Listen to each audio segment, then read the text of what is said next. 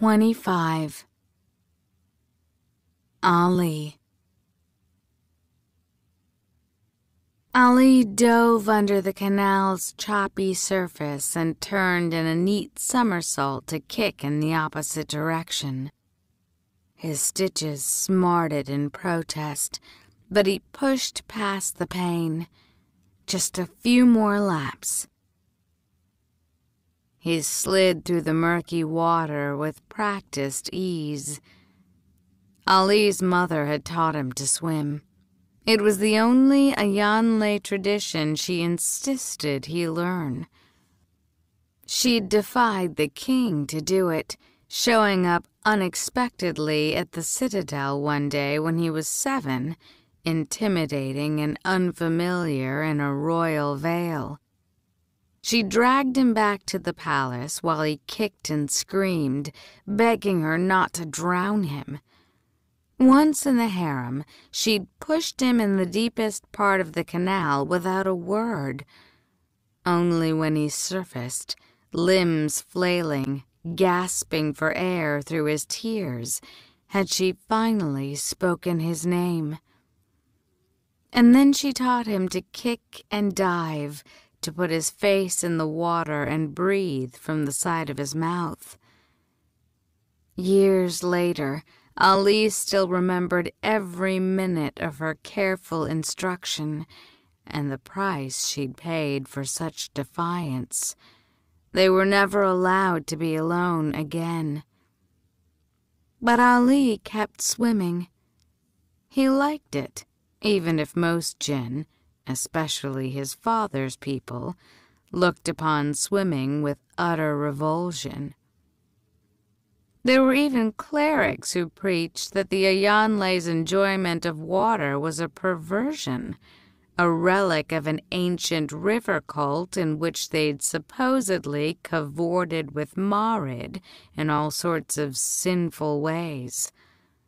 Ali dismissed the sordid tales as gossip, and the Ayanle were a wealthy tribe from a secure and largely isolated homeland. They'd always provoked jealousy. He finished another lap and then drifted in the current. The air was still and thick. The buzz of insects and the twitter of bird song the only sounds breaking the garden's silence. It was almost peaceful. An ideal time to suddenly be set upon by another Tanzim assassin. Ali tried to put the dark thought out of his mind, but it wasn't easy. It had been 4 days since Hanno tried to kill him, and he'd been confined to his quarters ever since. The morning after the attack, Ali had awoken to the worst headache of his life and a furious brother demanding answers. Racked with pain, with guilt, and his mind still in a fog, Ali had given them bits of truth about his relationship with the Tanzim slipping out like water through his fingers. It turned out his earlier hopes were correct. His father and brother had only known about the money. Muntadir was decidedly not pleased to learn the rest. In the face of his brother's growing rage, Ali had been trying to explain why he covered up Hanno's death when Nari had arrived to check on him. Muntadir had bluntly declared him a traitor in Gizaria and stormed out. He hadn't been back. Maybe I should go talk to him. Ali climbed out of the canal, dripping on the decorative tiles bordering it. He reached for his shirt. Try to explain. He stopped, catching a glimpse of his stomach. The wound was gone. Stunned, Ali ran his hand over what had been a half-healed gash studded with stitches an hour earlier. It was now nothing more than a bumpy scar. The wound on his chest was still stitched, but that too looked remarkably improved. He reached for the third under his ribs and flinched. Hanno had driven the knife straight through him at that point, and it still hurt. Maybe the canal water had some sort of healing properties? If so, it was the first Ali had heard of it. He'd have to ask Nari. She'd been coming by most days to check on him, seemingly unfazed that he'd been dumped in her bedroom covered in blood only a few days ago. The only allusion she'd made to saving his life had been in her gleeful sack of his small library. She'd claimed several books, an ivory inkwell, and a gold armband as payment. He shook his head. She was odd, to be sure. Not that Ali could complain. Nari might be the only friend he had left. "Peace be upon you, Ali." Ali startled at the sound of his sister's voice and pulled on his shirt. "And upon you peace, Zainab." She came around the path to join him on the wet stones. "Did I catch you swimming?" She feigned shock. "And here I thought you had no interest in the Ayanle and our, what do you like to call it? Culture of scheming indulgence?" "It was just a few laps," he muttered. He wasn't in the mood to fight with Zainab. He sat, dropping his bare feet back to the canal. "What do you want?" She sat beside him, trailing her fingers through the water. "To make sure you're still alive, for one. No one's seen you at court in nearly a week. And to warn you, I don't know what you think you're doing with that Nahid girl, Ali. You've no skill at politics, let alone—" "What are you talking about?" Zainab rolled her gray-gold eyes. "The marriage negotiations, you idiot." Ali suddenly felt lightheaded. "What marriage negotiations?" She drew back, looking surprised. "Between Muntadir and Nari." She narrowed her eyes. "Are you telling me that you didn't help her? By the Most High, she gave Abba a list of percentages and figures that looked like some report from the Treasury. He's furious with you. He thinks you wrote it." God preserve me. Ali knew Nari was clever enough to come up with such a thing on her own, but suspected he was the only Katani who had an accurate measure of the Banu Nahida's capabilities. He rubbed his brow. "When did all this happen?" "Yesterday afternoon. She showed up at Abba's office uninvited and unaccompanied to say the rumors were tiring her and she wanted to know where they stood." Zainab crossed her arms. "She demanded an equal cut in patient payments, a pensioned position for her Afshin, a paid training sabbatical in Zariaspa. And by God, the dowry!" Ali's mouth went dry. "Did she really ask for all that?" Yesterday? You are sure? Zainab nodded. She also refuses to let Muntadir take a second wife, wants it written in the contract itself in recognition of the fact that devas don't permit it.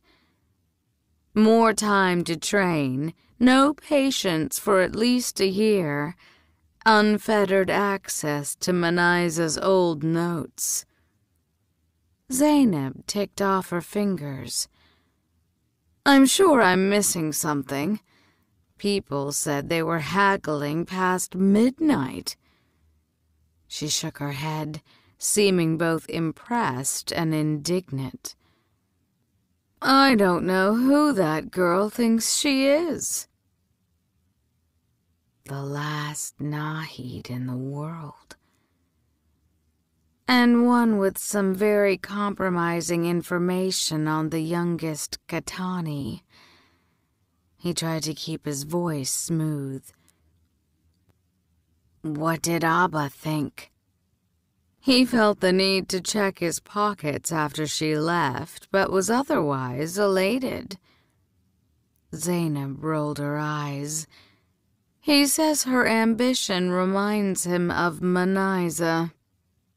Of course it would. And Muntadir? What do you think? He doesn't want to marry some conniving, thin-blooded Nahid. He came straight to me to ask what it was like to be of mixed tribes, to not be able to speak Gizaria. That surprised him.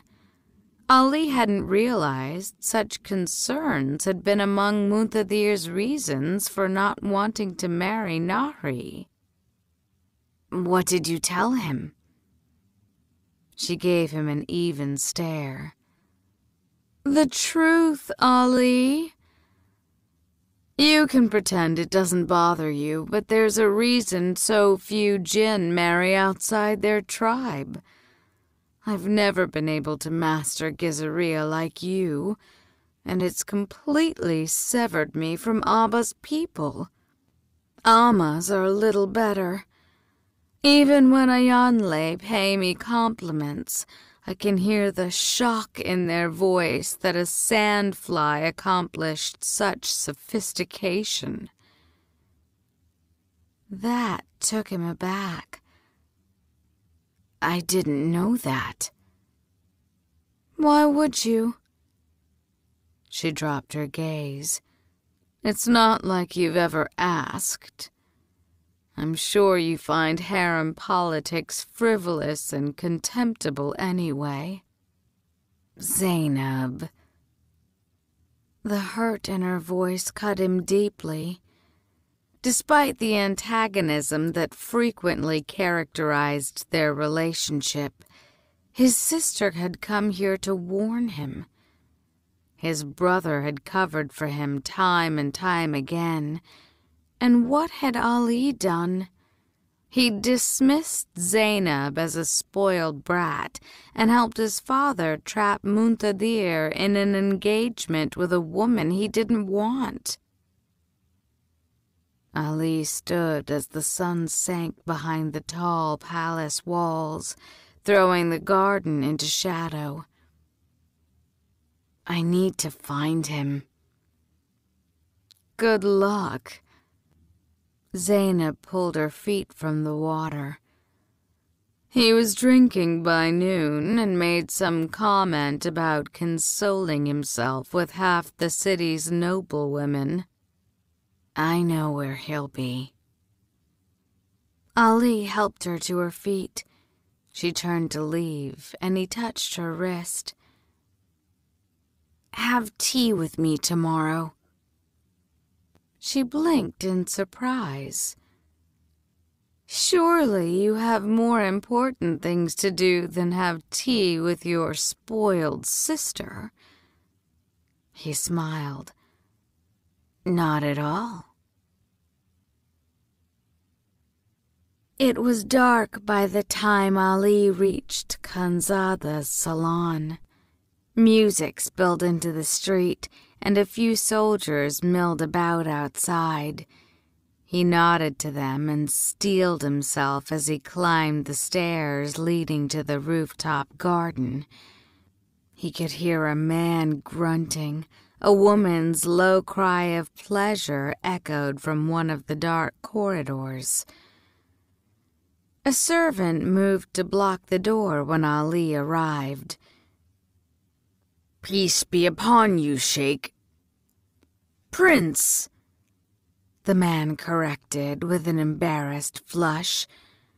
"Forgive me, but the lady of the house—" Ali pushed past him and through the door, wrinkling his nose at the overly perfumed air.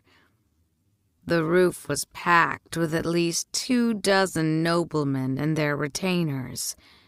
Quick-footed servants twined among them, bringing wine and tending to water pipes. Musicians played and 2 girls danced, conjuring up illuminated flowers with their hands. Muntadir lounged on a plush couch with Khanzada next to him.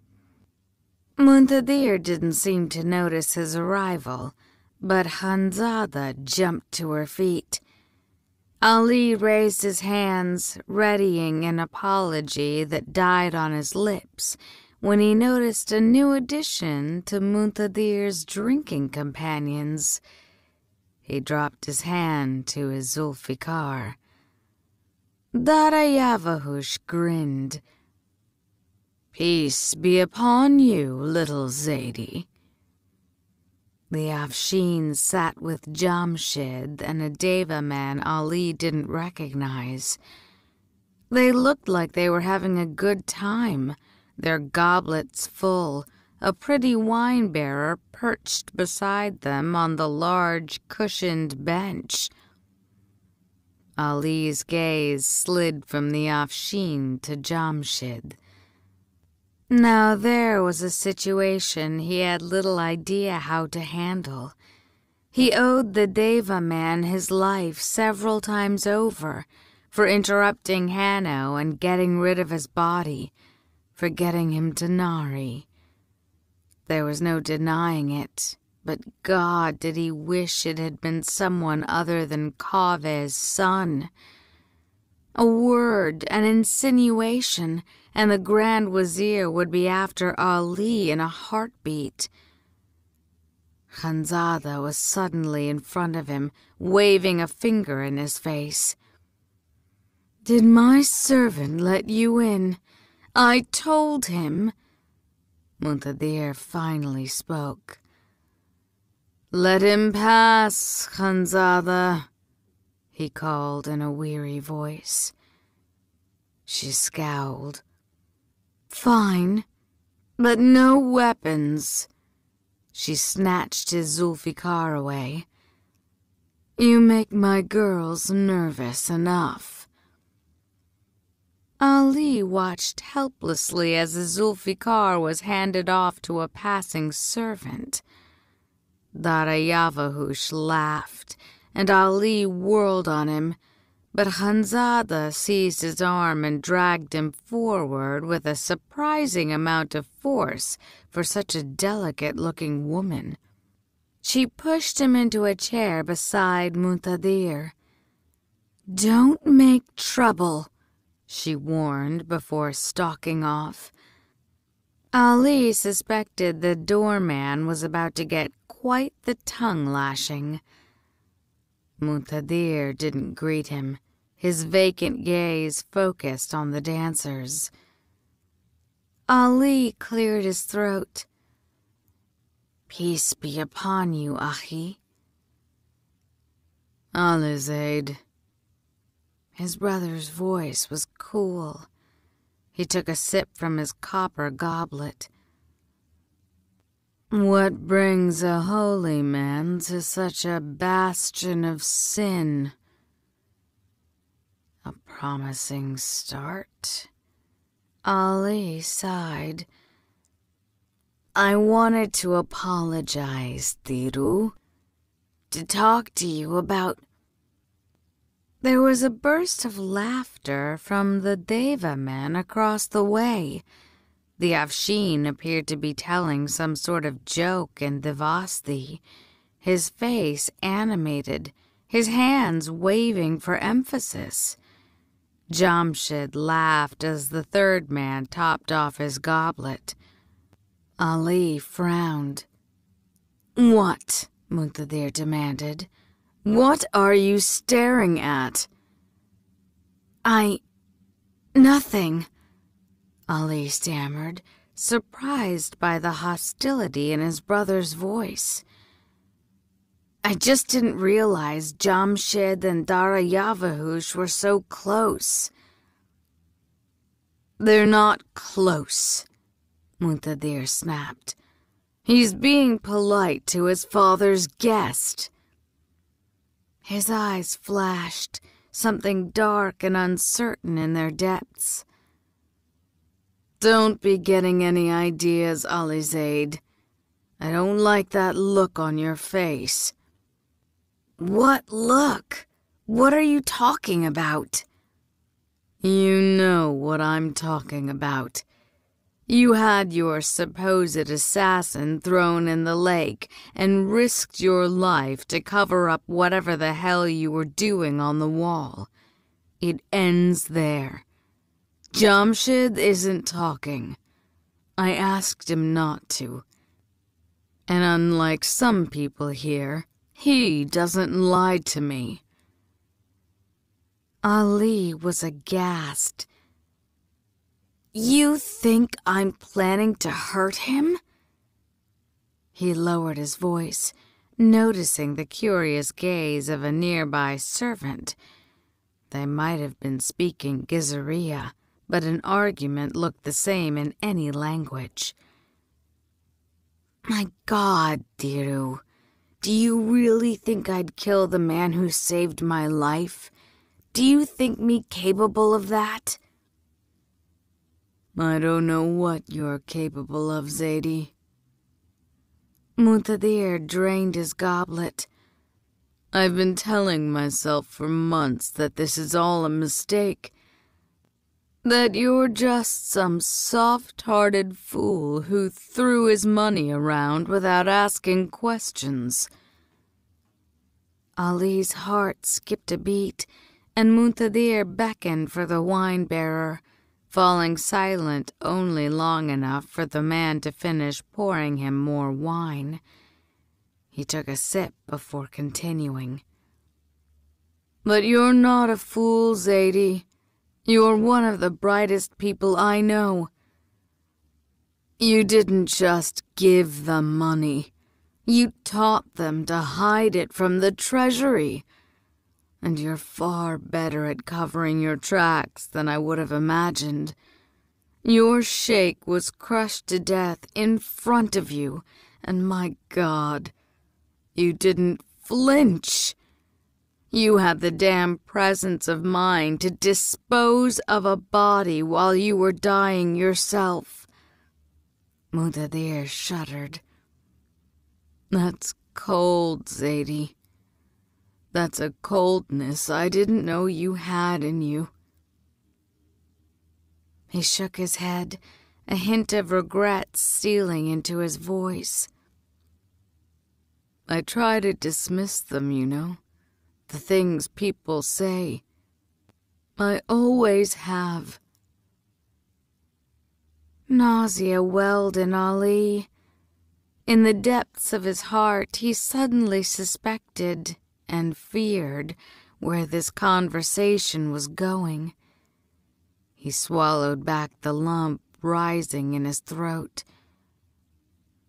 "What things?" "You know what things." His brother's gray eyes, the gray eyes they shared, swam with emotion, a mix of guilt and fear and suspicion. "The things people always say about princes in our situation." The fear in Ali's heart unspooled, and then, with a swiftness that took him aback, it turned to anger, to a resentment that Ali hadn't even realized until this moment he held tightly clamped in a place he didn't dare go. "Muntadir, I'm cold because I've spent my entire life in the Citadel training to serve you, sleeping on floors while you slept with courtesans on silken beds, because I was ripped from my mother's arms when I was 5, so that I might learn to kill people at your command and fight the battles you'd never have to see." Ali took a deep breath, checking the emotions swirling in his chest. "I made a mistake, Thiru. That's it. I was trying to help the Shafi, not start some—" Muntadir cut in.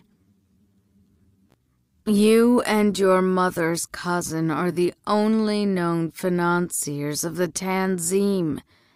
They were amassing weapons for an unknown purpose, and an unknown Gaziri soldier with access to the Citadel stole them Zulfikar training blades. You've yet to arrest anyone, though by the sound of things you know their leaders." Muntadir drained his goblet again and turned to Ali. "You tell me, Ahi," he implored. "What would you think if you were in my position?" There was a hint of fear, true fear in his brother's voice, and it made Ali sick. Had they been alone, he would have thrown himself at Muntadir's feet. He was tempted to do so anyway, witnesses be damned. Instead, he grabbed his hand. "Never, Thiru, never. I would stick a blade in my heart before I raised it to you. I swear to God. Ahi," he begged as Muntadir scoffed. "Please, just tell me how to fix this. I'll do anything. I'll go to Abba. I'll tell him everything." "You're dead if you tell Abba," Muntadir interrupted. "Forget the assassin. If Abba learns you were at that tavern when 2 devas were murdered, that you've gone all these months without arresting the traitor in the royal guard, he'll throw you to the Karkadan." "So?" Ali didn't bother to hide the bitterness in his voice. "If you think I'm plotting to betray you all, why not tell him yourself?" Muntadir gave him a sharp look. "Do you think I want your death on my conscience? You're still my little brother." Ali immediately backed down. "Let me talk to Nari," he offered, remembering the reason he'd originally come here. "Maybe I can convince her to lessen some of her demands." Muntadir laughed, a drunken, derisive sound. "I think you and my conniving fiancé have done enough talking. That's one thing I do intend to stop." The music ended. The Deva men started to clap, and Darayavahush said something that made the dancers giggle. Muntadir's gaze locked on the Afshin like a cat after a mouse. He cleared his throat, and Ali saw something very dangerous and very stupid settle in his face.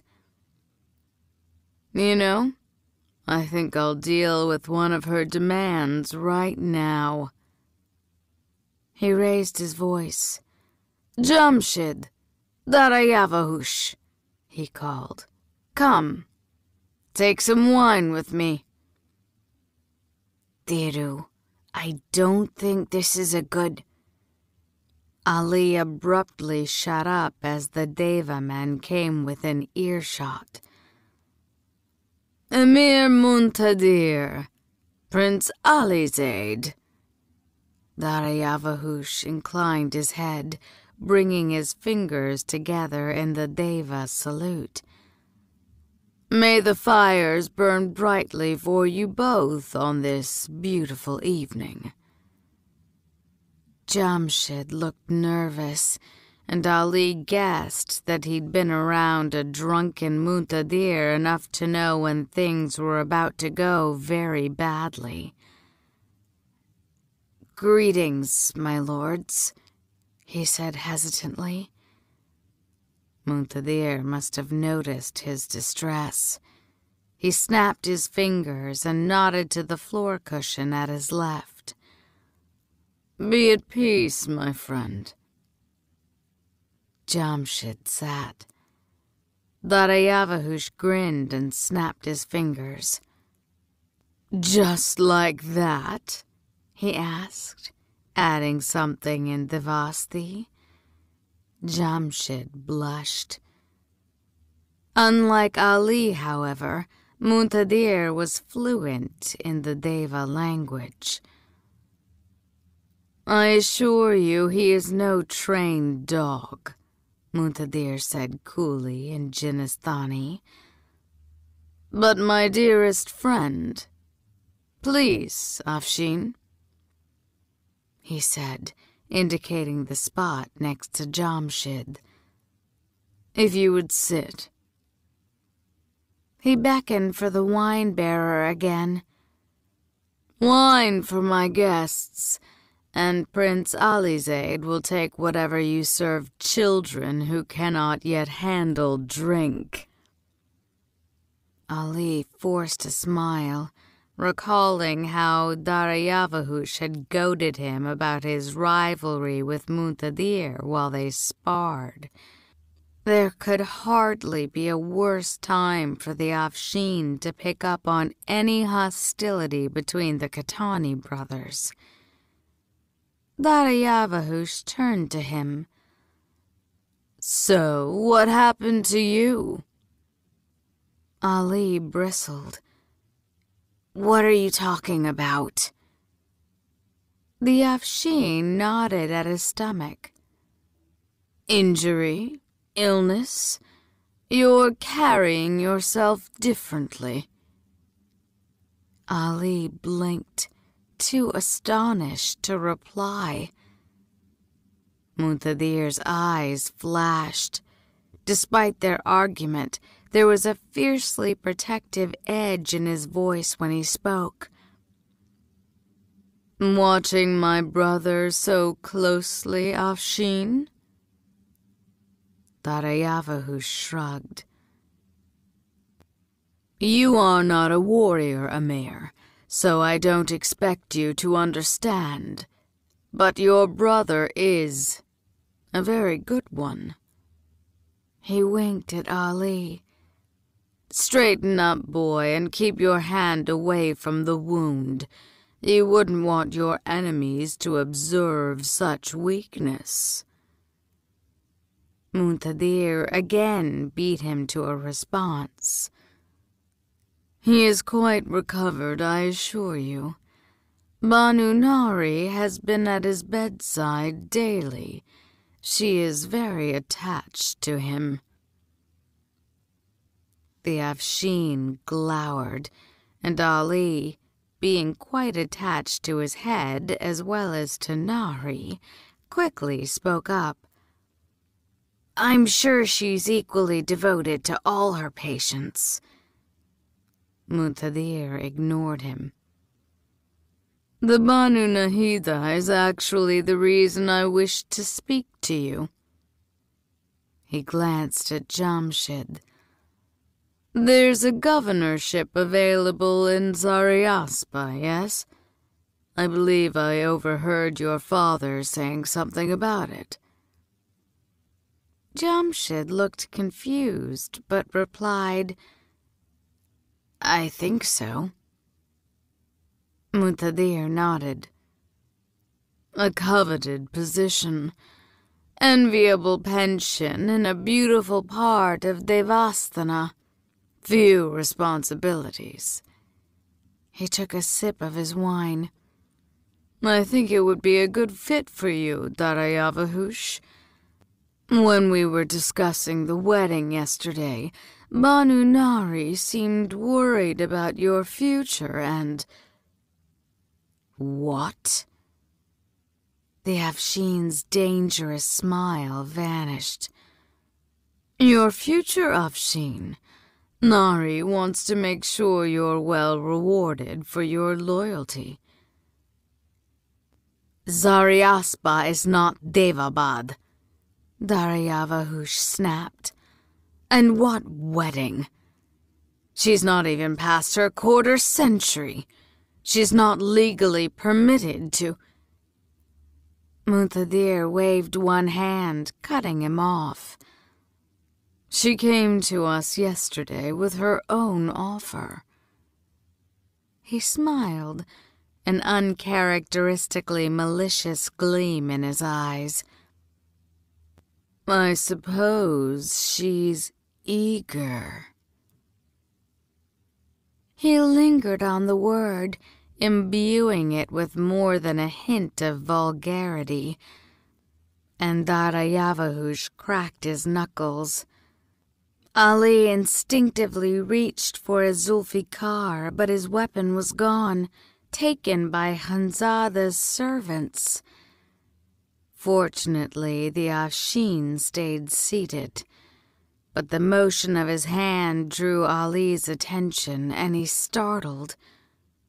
Was the Afshin's slave ring glowing? He narrowed his eyes. It appeared so. The emerald shone with the barest of lights, like a flame contained by a grimy glass lamp. The Afshin didn't seem to notice. "I follow the Banu Nahida in all things," he said, his voice icier than Ali ever thought a man's could be. "No matter how abominable. So I suppose congratulations are in order." Munthadir started to open his mouth, but thankfully Hanzada chose that moment to approach. She perched on the edge of Munthadir's sofa and draped an elegant arm around his shoulders. "My beloved, with what serious business do you gentlemen mar this beautiful evening?"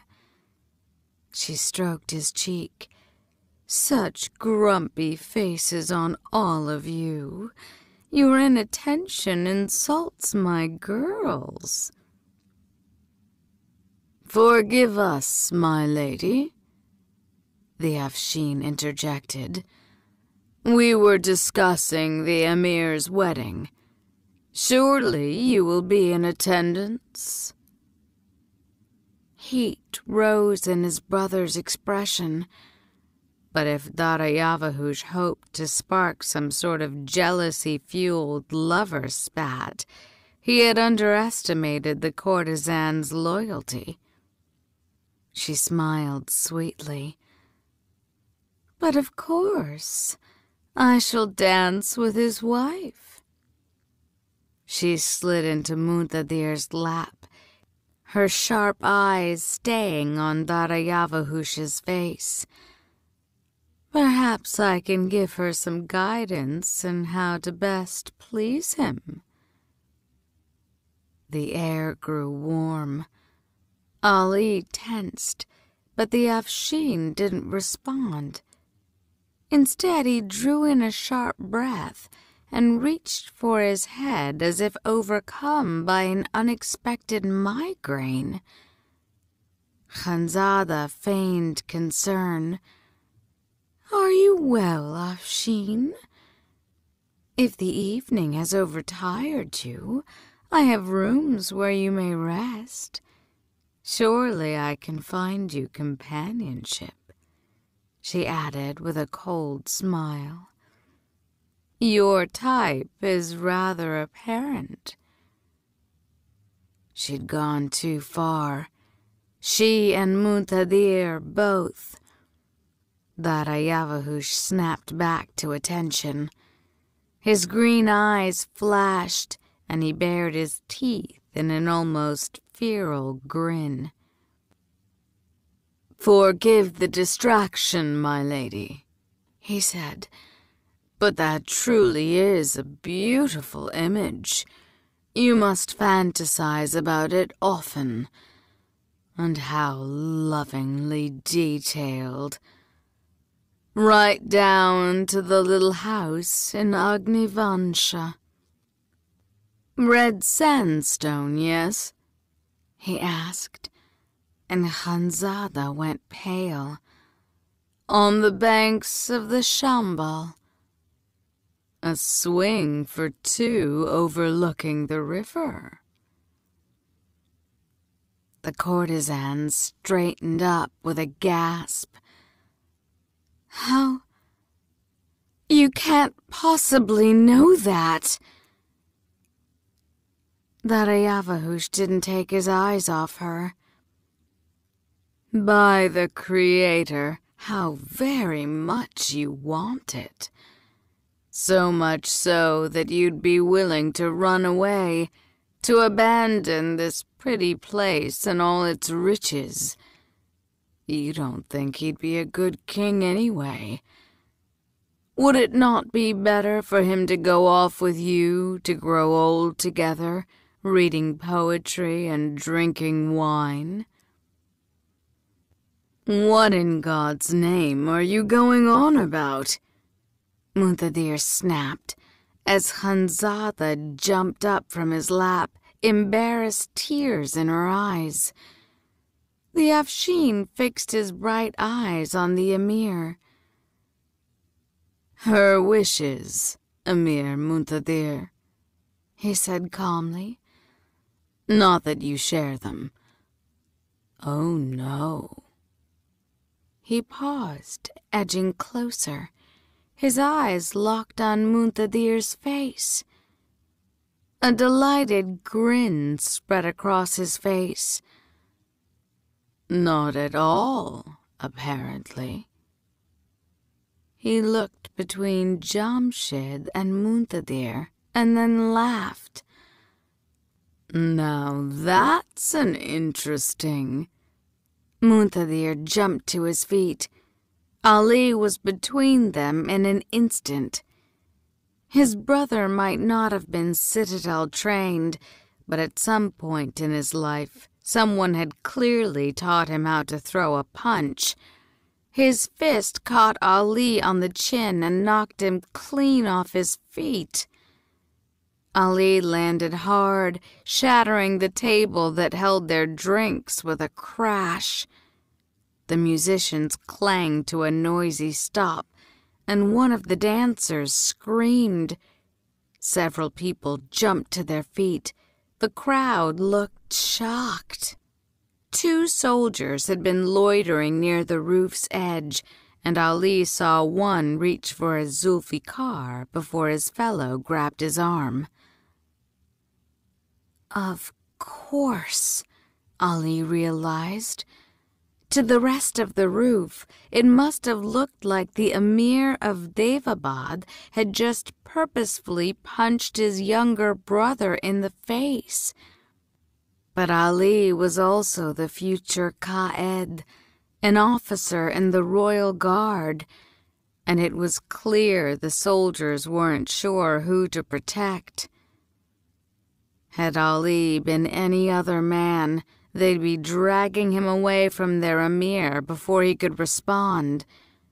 That's what they should have been doing, and Ali could only pray Muntadir didn't realize the breach in protocol. Not after the fears his brother had just confessed to having where Ali was concerned. Jamshid held his hand out. "Are you all right, my prince?" Ali stifled a gasp as a stab of pain tore through his half-healed dagger wound. "I'm fine," he lied as Jamshid helped him to his feet. Muntadir gave him a shocked look. "What the hell were you thinking?" He took a shaky breath. "That if you struck the scourge of Qaizi across the face after publicly insulting his Banu Nahida, he'd rip you into confetti." Ali touched his already swelling jaw. "Not a bad punch," he admitted. Jamshid scanned the crowd and then touched his brother's wrist. "He's gone, Amir," he warned in a low voice. "Good riddance." Ali shook his head. What was he talking about anyway? About Hanzada? I've never heard of an ex-slave being able to read the wishes of another djinn. He glanced at the courtesan. "What he said, was any of that true?" She blinked furiously, glaring daggers, but not at him, Ali realized. At Muntadir. "I don't know," she spat. "Why don't you ask your brother?" Without another word, she burst into tears and fled. Muntadir swore. "Hanzada, wait!" He rushed after his lover, vanishing into the depths of the house. Thoroughly confused, Ali looked to Jamshid for some explanation, but the Deva captain was staring determinedly at the ground, his cheeks strangely flushed. Putting aside his brother's romantic entanglements, Ali considered his options. He was sorely tempted to rally the soldiers downstairs and have the Afshin found and arrested. But for what? A drunken argument over a woman? He might as well throw half of Devabad into prison. The Afshin hadn't struck Muntadir, hadn't even truly insulted him. Don't be a fool. Ali's decision settled. He snapped his fingers, trying to get Jamshid's attention.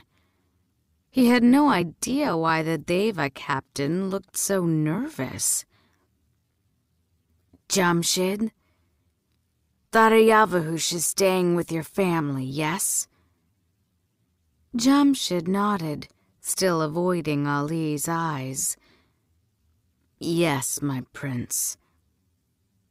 "All right." He clapped Jamshid's shoulder, and the other man jumped. "Go home. If he doesn't return by dawn, alert the citadel. And if he does return, tell him he'll be expected at court tomorrow to discuss what happened here tonight." He paused for a moment, then added reluctantly, "Tell your father. I know Kaveh likes to be kept abreast of all Deva matters." "At once, my prince." He sounded eager to be gone. "And Jamshid?" The other man finally met his eyes. "Thank you." Jamshid simply nodded and then hurried away. Ali took a deep breath, trying to ignore the pain lancing through him.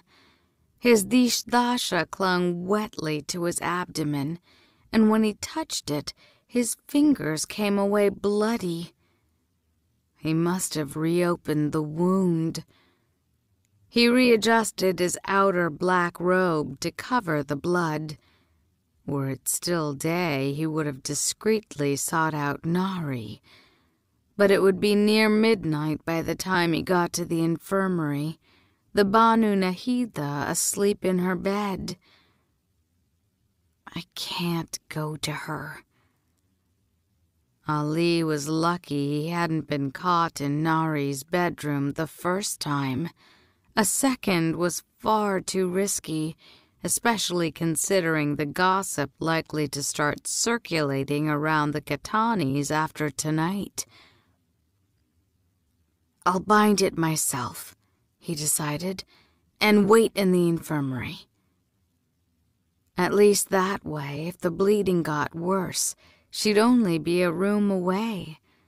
It seemed a reasonable plan. Then again, most things had lately, right before they blew up in his face.